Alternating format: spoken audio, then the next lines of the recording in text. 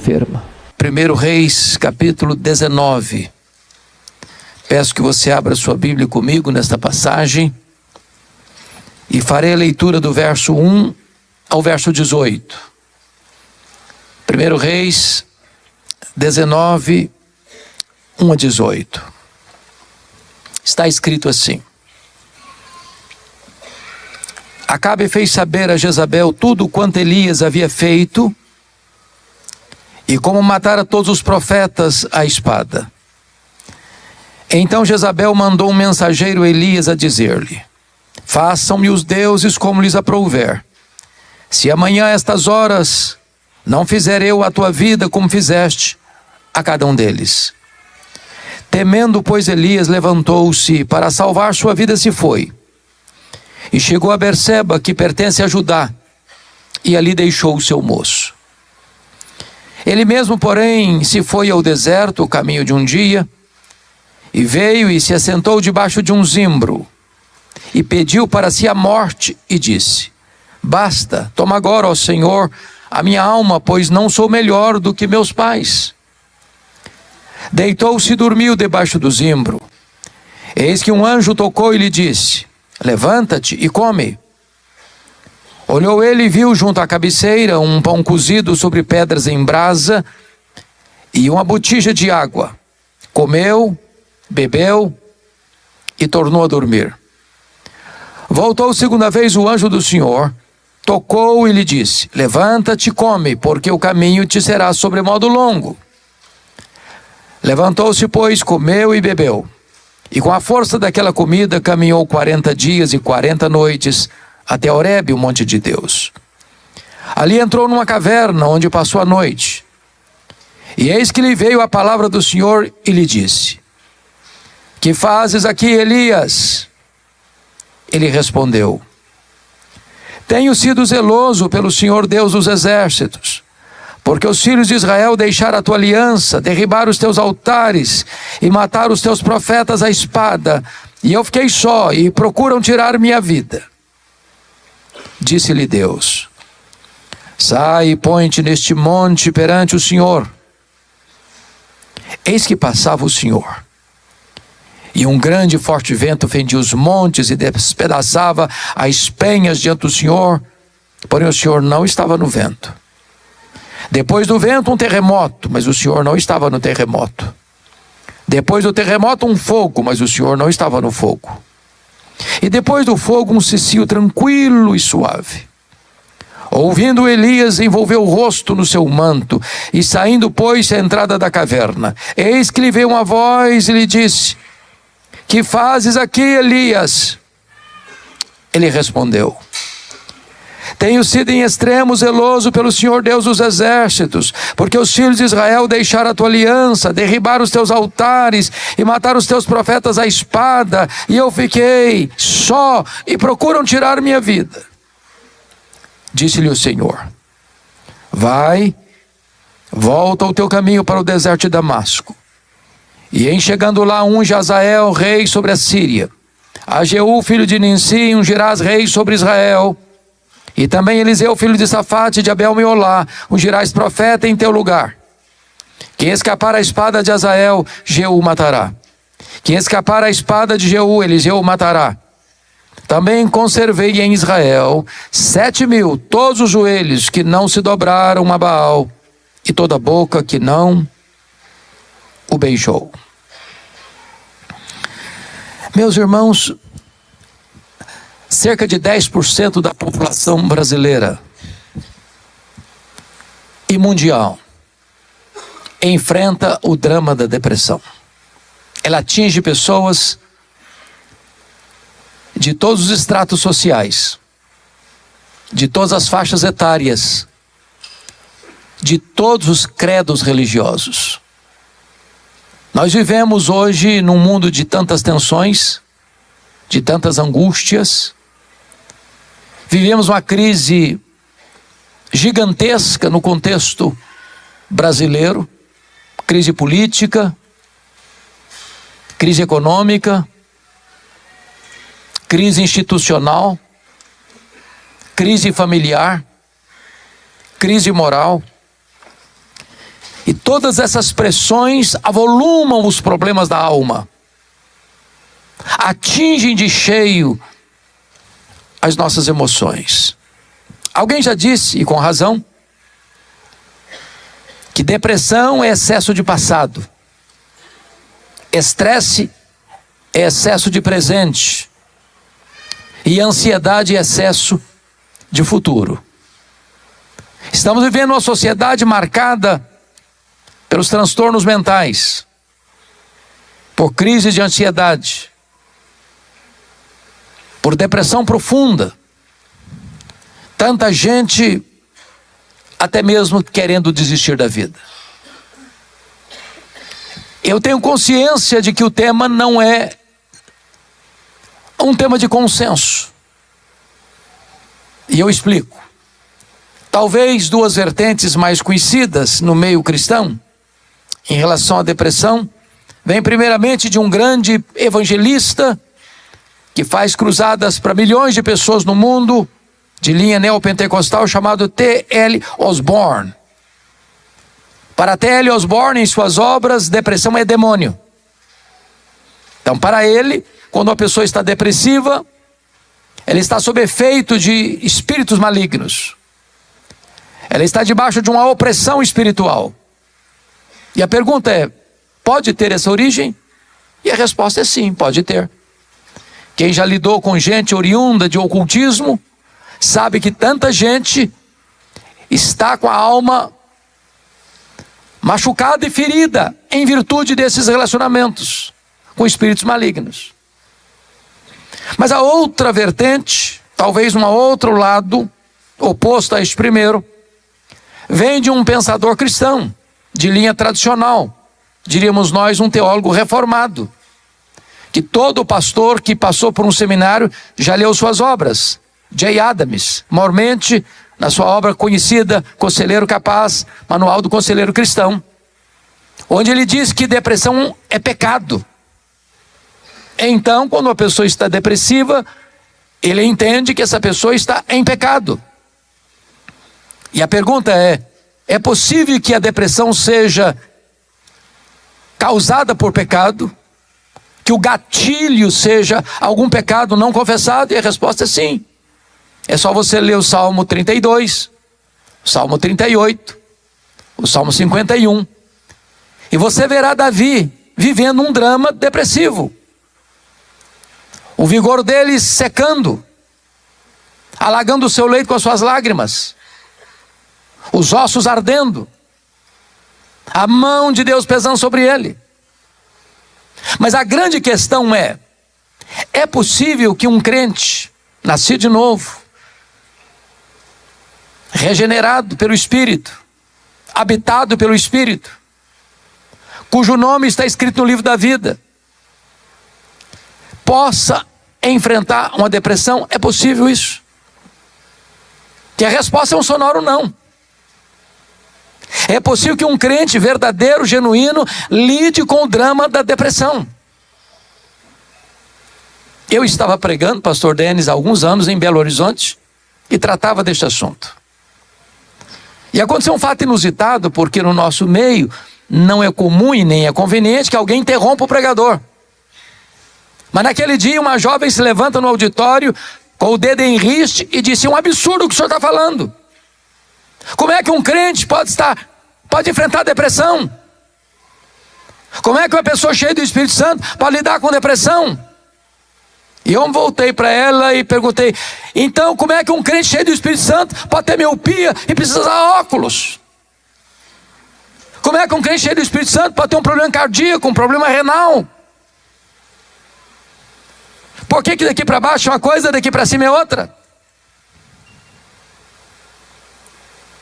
Nós entendemos, à luz do conhecimento humano, que a depressão, embora multicausal, é a principal causa de suicídio no mundo. E se não entendermos bem esse assunto, a coisa pode ficar muito mais complexa, porque hoje existe alguns defensores que você só pode lidar com essa questão da depressão com aconselhamento bíblico, aconselhamento noutético. E Entendo à luz das Escrituras que nós, pastores, conselheiros, precisamos saber o nosso limite. Por exemplo, imagine que um conselheiro cristão, seja ele pastor ou qualquer outra pessoa, receba no seu gabinete um membro da igreja para aconselhamento, e esse membro diz assim: eu estou com muita dor no peito. Imagine que o pastor dissesse assim para ele: meu irmão, você tem que ler mais a Bíblia, você tem que orar mais. Bom, que esse membro precisa ler mais a Bíblia e orar mais, concordo plenamente. Mas o que um pastor ou qualquer outro conselheiro responsável faria nesse momento? Meu irmão, nós vamos agora para um cardiologista. Nós vamos buscar o recurso da medicina para verificar o que está acontecendo. Da mesma maneira, precisamos também compreender que existe uma especialidade que trata dessa matéria, que é um psiquiatra. Mas tem crente que acha que se você for um psiquiatra, você está carimbado como doido. E o preconceito tem levado muita gente a não se tratar. Para mim, a mais robusta obra em língua portuguesa sobre o tema, depressão, vem de um cidadão cuja mãe cometeu suicídio programado. Ele tentou suicídio várias vezes e escreve um clássico sobre o assunto. O livro é O Demônio do Meio-Dia. E ele disse que depressão se trata com remédio, com terapia e com fé. Então eu gostaria hoje de, como que num estudo de caso, olhar para esse texto e verificar que um homem santo de Deus, chamado profeta Elias, que inaugura o profetismo clássico em Israel, uma das figuras mais importantes do Velho Testamento, que reverbera sua influência também no Novo Testamento, porque ele é uma espécie de tipo de Cristo. É por isso que Jesus, quando pergunta lá em Cesareia de Filipe: quem diz os homens ser o filho do homem? Responderam: uns dizem que tu és João Batista, outros dizem que tu és Elias, outros dizem que tu és Jeremias, ou alguns dos profetas. Quando Jesus estava no Monte da Transfiguração, aparecem lá em glória Moisés e Elias.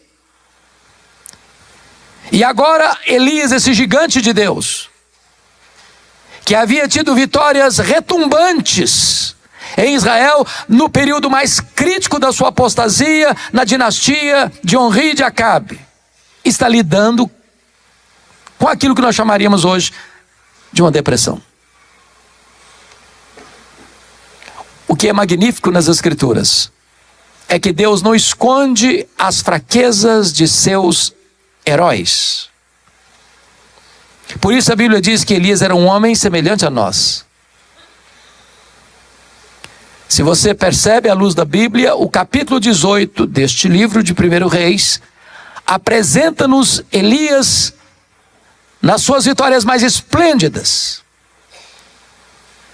Preparou-se 3 anos e meio para um dia épico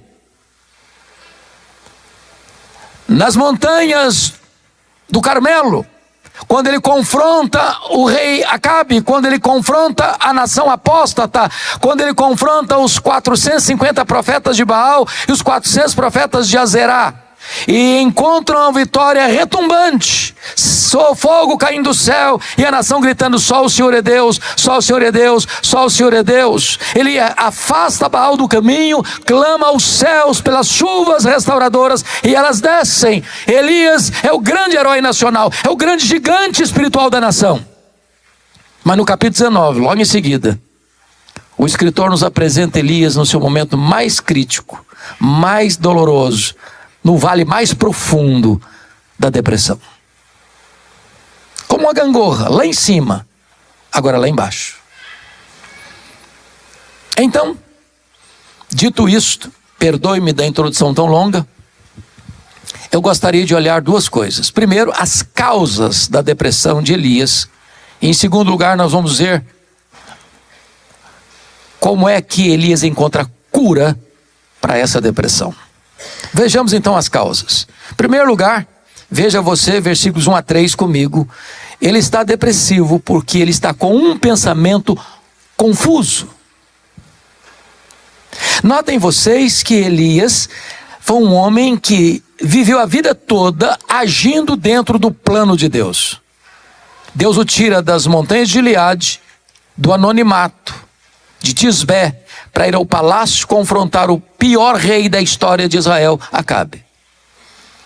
Depois Deus o manda sair dali e esconder-se em Querite, e ele vai. Depois Deus o manda sair de Querite e ir para o quartel-general de Baal, Sidom, Sarepta, terra de Jezabel, para ficar lá vários dias, muito tempo, no lugar da prova, e ele vai. Depois de 3 anos e meio de prova, Deus o manda voltar a Israel e apresentar-se a Acabe, e ele vai. Ele não dá um passo sem a direção de Deus. Ele é um gigante de Deus. Deus o sustenta milagrosamente em Querite. Deus o sustenta milagrosamente em Sarepta. Deus o protege milagrosamente no Carmelo. Este homem enfrenta as fortalezas do mal sem nenhum temor. Mas agora ele recebe um recado de Jezabel: faça-me os deuses o que me aprover, se amanhã a estas horas você, Elias, não estiver morto. Ele recebe uma sentença de morte, 24 horas para morrer, marcado para morrer. E diz a Bíblia que ele teme, que ele foge para salvar a sua vida e que ele pede para morrer. Por quê? Porque num dado momento da sua vida, ele pensou que a vida dele não estava mais sob o controle de Deus, mas sob o controle de Jezabel.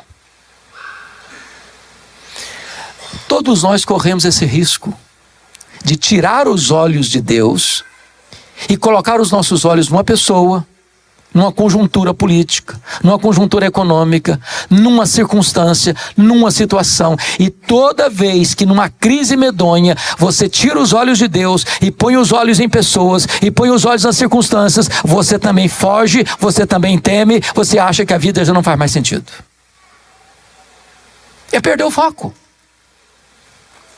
A mente dele está confusa. Ele tinha provas de que Deus livra, ele tinha provas de que Deus salva, ele tinha provas de que Deus protege, ele tinha evidências de que Deus não o deixaria na mão, mas num dado momento ele perdeu isso. E ele temeu, e ele fugiu. Agora vejam vocês, que ele fugiu para onde? Onde ele estava e para onde ele foi? Ele estava em Jezreel, a antiga capital do Reino do Norte. E para onde ele foge? Ele foge para Berseba. Berseba ficava lá no sul, no território de Judá.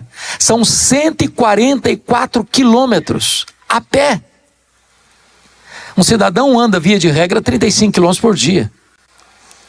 Percebam vocês que ele está fugindo com medo, acuado, sentenciado de morte pela mulher mais perversa que está matando os profetas de Deus.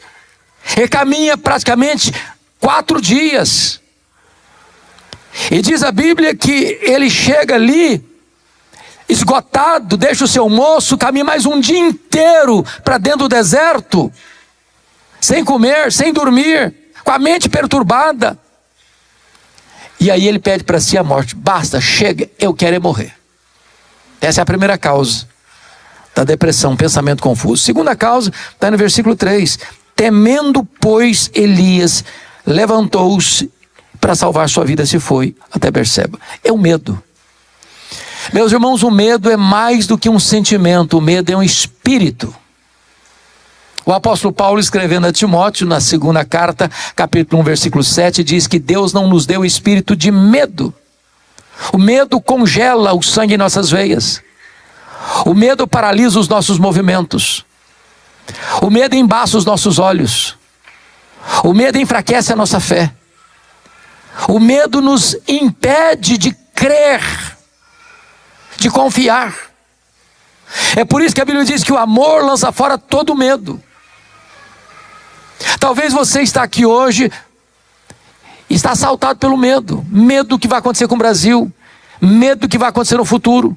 medo que vai acontecer com a sua família, medo que vai acontecer com a sua empresa, medo que vai acontecer com seus negócios, medo que vai acontecer com seus filhos, medo que vai acontecer no seu futuro. E o medo nos angustia e nos oprime. Entenda uma coisa, a sua vida está nas mãos do Deus vivo. A sua vida está sob proteção do Deus vivo. Quem tem o comando e o controle da sua história não são os poderosos deste século, é o Deus Todo-Poderoso. É por isso que a ordem mais repetida na Bíblia é: não temas, não tenha medo, não tenha medo, não tenha medo, não tenha medo. Terceira causa da depressão do Elias: afastamento de relacionamentos encorajadores. Olha o versículo 3. Quando ele chega em Judá, e vale a pena você entender que Berseba está em Judá, porque está fora do território político de Acabe e Jezabel.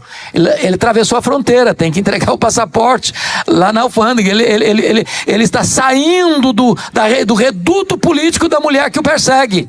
E quando ele chega em Berseba, diz a Bíblia que ali ele deixa o seu moço. Quando ele mais precisava de gente, ele quer ficar só. Irmãos amados, gente precisa de Deus, mas gente precisa de gente.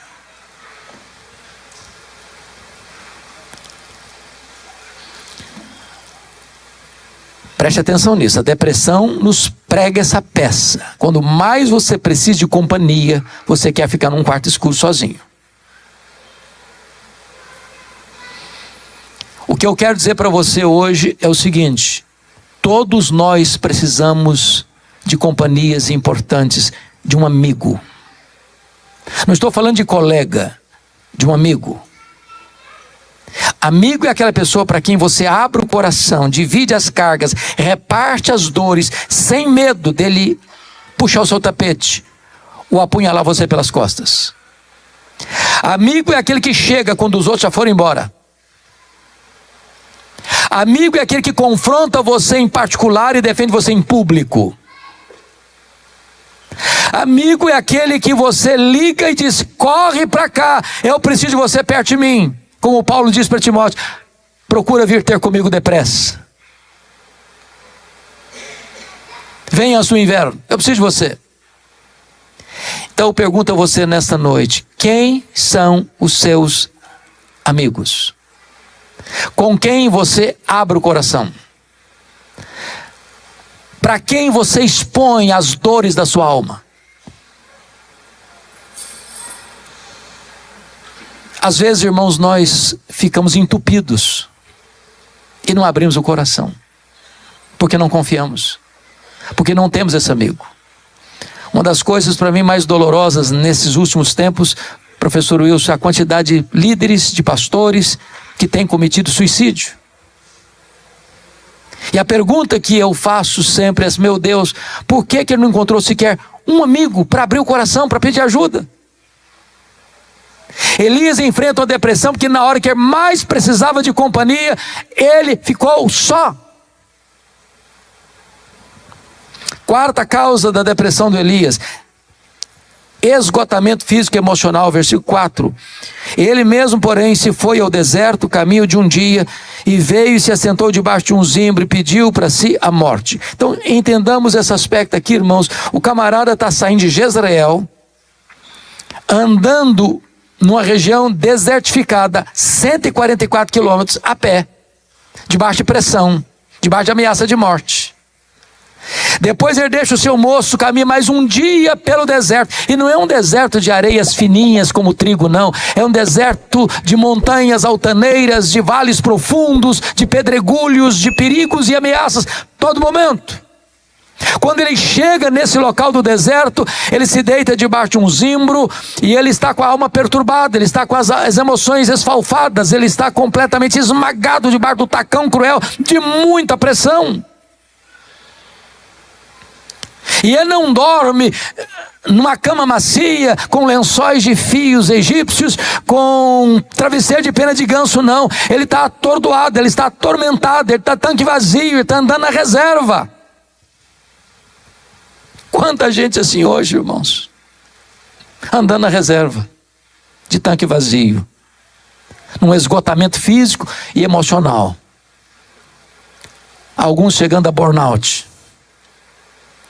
outros com crise de ansiedade, outros entregues à depressão. Mas, em quinto lugar, Elias está enfrentando a depressão, e isso vaza pelo aspecto do desejo expresso de morrer. Olha o versículo 4 ainda comigo. E pediu para si a morte e disse: basta, toma agora, ó Senhor, a minha alma, pois eu não sou melhor do que meus pais. Chega um momento na vida, queridos, em que a situação é tão grave que a pessoa pensa assim: não tem saída, não tem janela de escape, não tem porta no fundo de fuga, não vejo nenhuma luz no fim do túnel.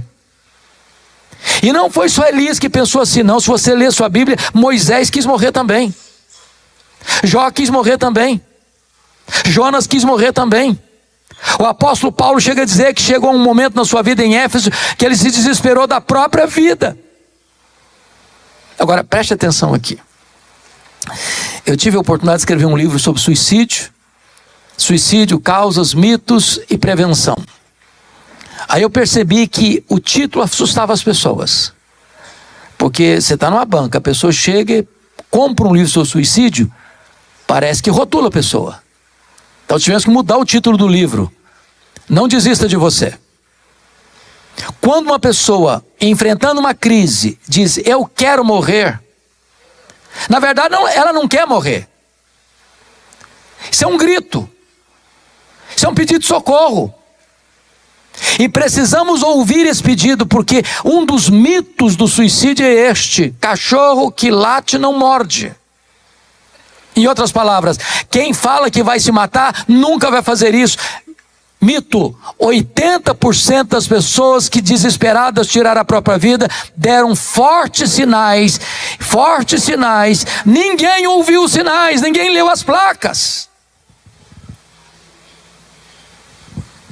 A pessoa está dizendo: eu não aguento mais, eu não suporto mais o fardo da vida. Ele está pedindo socorro, ele está pedindo ajuda.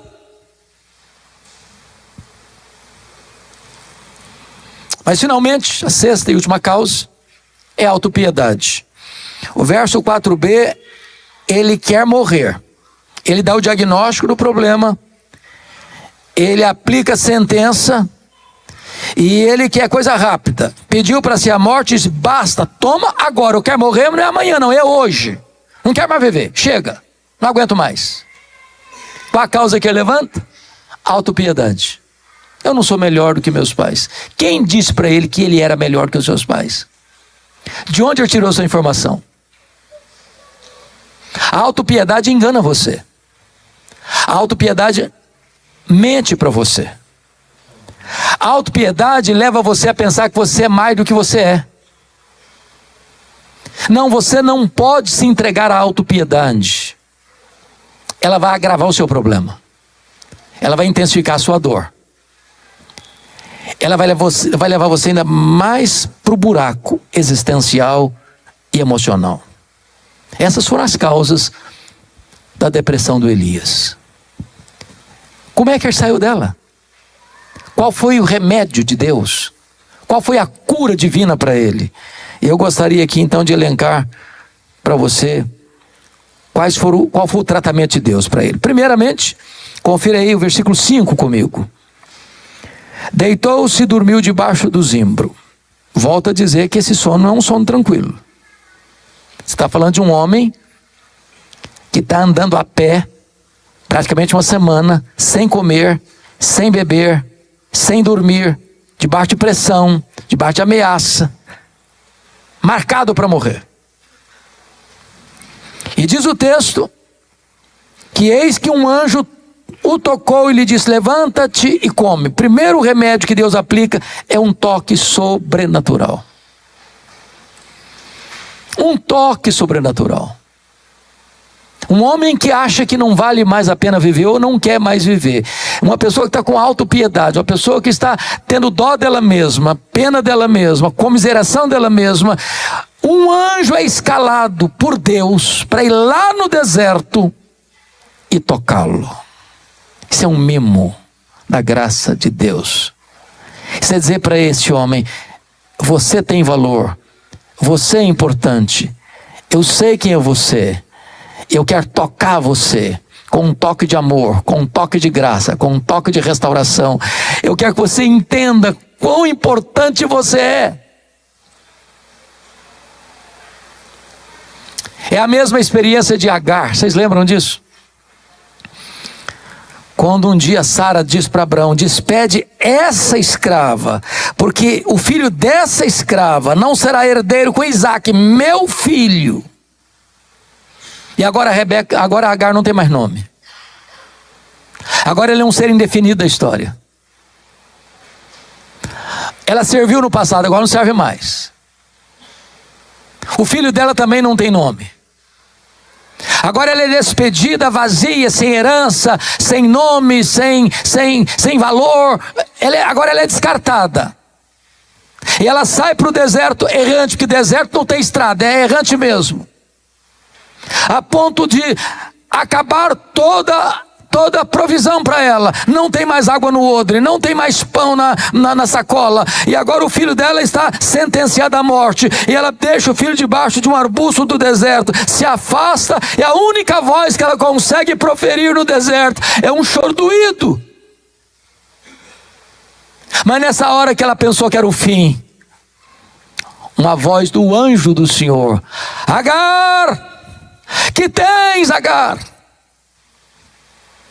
Ela era uma escrava sem nome, sem recursos, jogada fora, mas para Deus ela tinha valor. Deus sabia o nome dela, Deus mostrou uma fonte para ela, Deus deu um futuro para ela. Eu quero dizer para você que está aqui nesta noite, e você que está nos acompanhando: Deus sabe quem é você, Deus conhece o seu nome, Deus ama você. Você pode ter desistido de Deus, Deus não desistiu de você. Você pode estar pensando em desistir da vida, Deus investe em você, porque você tem valor para Deus.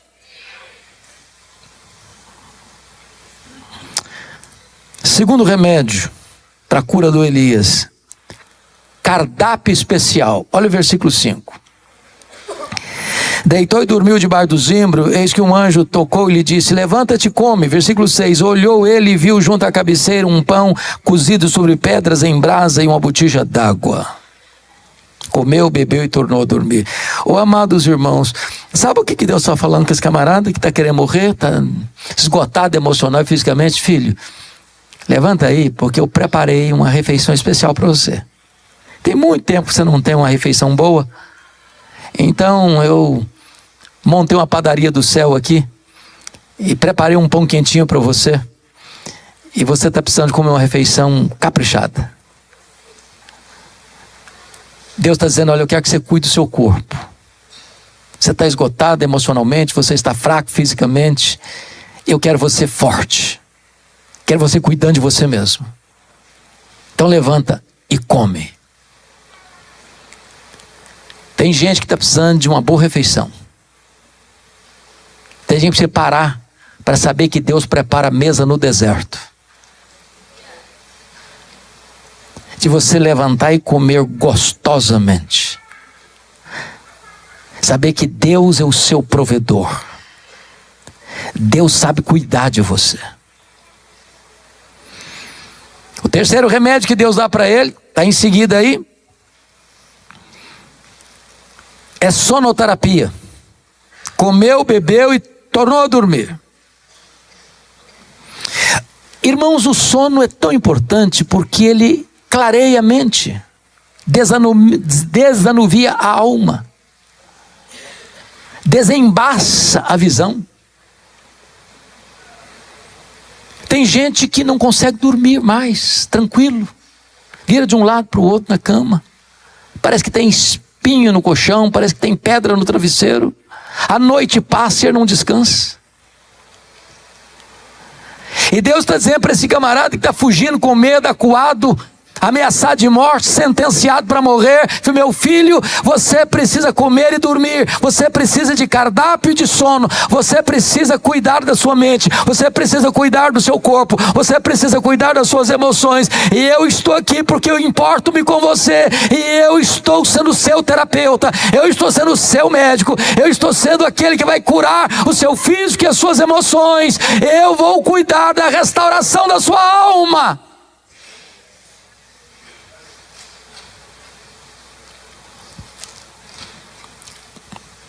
Mas ainda, quarto remédio para curar a depressão do Elias: desabafo. Olha comigo, por favor, o versículo 9 e 10. Mas antes de entrar no 9 e 10, me permita só ainda trazer um ponto aqui. Diz o texto, versículo 7, que voltou a segunda vez o anjo, tocou e lhe disse: levanta-te e come, porque o caminho te será sobremodo longo. Claro que esse pão aqui não é um pão comum, não é um pão de padaria, porque você não come um pão assado em brasa, com água, e tem vigor, força para caminhar 40 dias e 40 noites. Isso é um pão especial, isso é o pão de Deus, isso é o pão do céu. E ele já tinha experimentado coisas inusitadas. Lá em Querite, Deus mandou os garçons voadores, os corvos, levar para ele pão e carne. Pense comigo como Deus faz as coisas. Porque lá em Levítico, o corvo é uma ave impura. Então Deus usa uma coisa impura para alimentar um homem de Deus. E Elias, se tivesse algum escrúpulo, diria: Senhor, o senhor me perdoe, mas carne no bico do corvo não dá para mim não. Sei lá onde ele botou esse bico. Agora Deus o tira o cara daqui e manda para Sarepta, que é uma região de idolatria, centro nevrálgico do culto a Baal. Lá era a terra de Et-Baal, lá era a terra de Jezabel, lá era o centro mundial do culto a Baal. Agora lá uma viúva vai sustentar, uma viúva gentílica, e a mulher está morrendo de fome, que vai sustentar o Elias. Então Elias estava acostumado com as coisas sobrenaturais. E agora diz a Bíblia que ele caminha 40 dias, 40 noites, entra numa caverna, porque ele já estava encavernado existencialmente. E Deus aparece e dá um grito na boca da caverna: que fazes aí, Elias? Sempre que Deus fala assim com alguém, é porque o camarada está no lugar errado.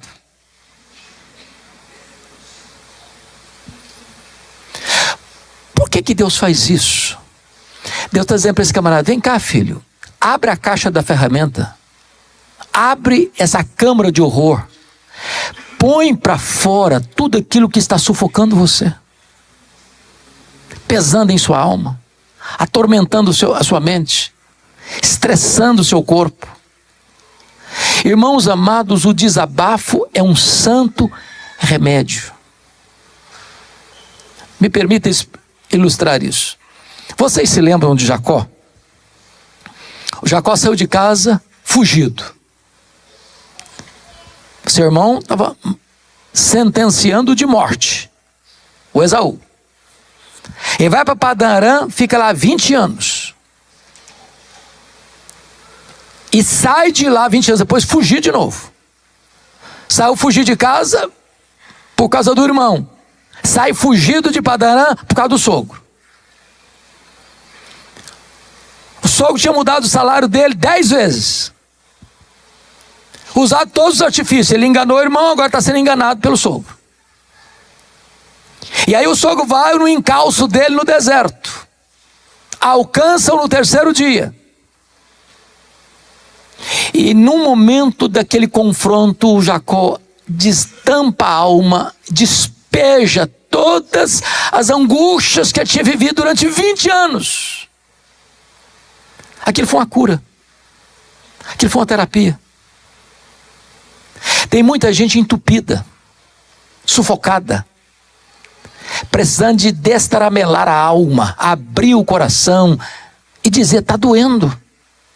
Está doendo. Deus está dando a chance de Elias desabafar. Que